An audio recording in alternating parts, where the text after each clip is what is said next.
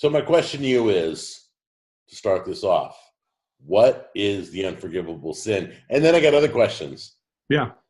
The unforgivable sin, according to Mark chapter 3, and it's the only place that it says it. It also says it in Matthew, but it's the same text. You know what I'm saying? Right. So the only instance where Jesus uses the terminology is to blaspheme the Holy Spirit. Right. And that messes people up because they don't know, what does that even mean? You know, I think you asked a question earlier before we came online is, what if I did that before I got saved and didn't realize it? Right. What if I was a heathen and I just said it and Yeah. didn't realize what I was saying, and then became saved and realized what I was saying? Does that count? That was my next question to you. Does that count? Do we know?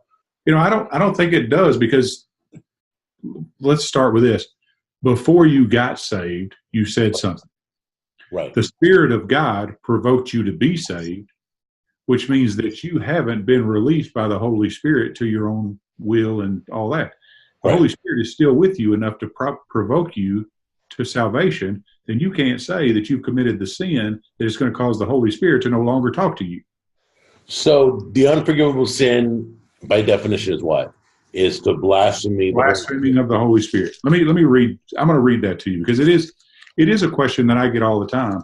Well, not all the time, but regularly enough that it does need to be addressed. I've heard derogatory things from atheists regarding God, but I've never heard anybody direct to the Holy Spirit ever. Yeah. So this is what it says. So I'm gonna read a story essentially out of Mark chapter 3, starting in verse 22.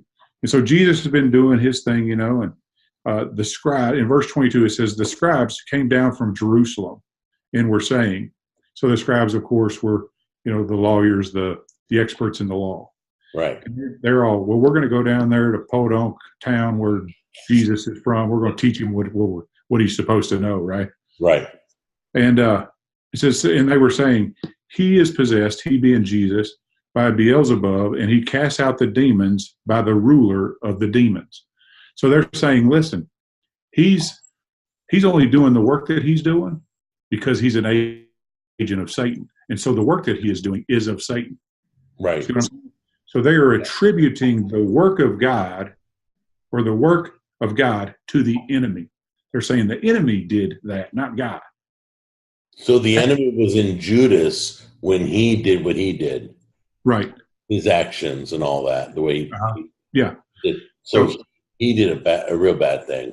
Yeah. So they're attributing, but specifically in regards to this, anytime that you say, like, somebody got healed, like, say, you know, the stuff that you're dealing with, you miraculously during this conversation get 100% healed. You're exactly where you were the day before you had your stroke, right? Right. Hold on a minute. No, not healed yet. I thought I cried. You still have that faith. It's like that happening, and then someone coming up to you who calls themselves a Christian or should know better and saying, the enemy healed you, not God. Right. That's blaspheming the Holy Spirit, because then Jesus, if you'll skip down to 28, says, truly I say to you, all sin shall be forgiven the sons of men, in whatever blasphemies they utter. And so you can blaspheme against God, you can do all of these things, but whosoever blasphemes against the Holy Spirit never has forgiveness, but is guilty of an eternal sin, an unforgivable sin. And so the reason that is because if you make enemy with the Holy Spirit, right? If you set yourself as to dishonor the Spirit of God, whose responsibility it is to convict you of sin, then you've separated yourself from the one person that can provoke you to ask for forgiveness. You've made an enemy of the only thing that can provoke you to ask for forgiveness. Right, right.